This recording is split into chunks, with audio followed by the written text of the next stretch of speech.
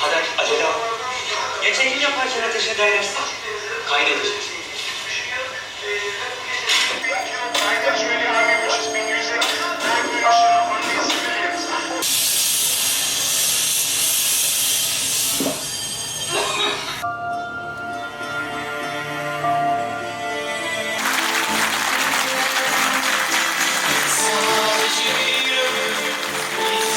Sayın Durmuş Aydın Beyefendi'yi sahneye davet ediyorum.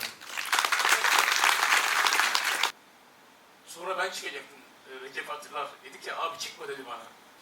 70 milden fazla dışarıdaydık, uluslararası sulardaydık yani.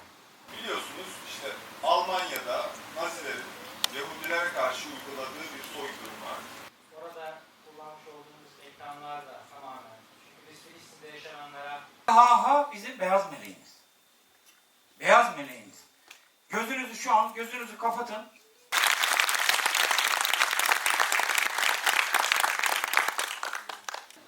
Filmler görsün, Marmara'da neler yaşanıyor, haberdar olsun diye. Sürecimizi tamamladık. Türkiye'de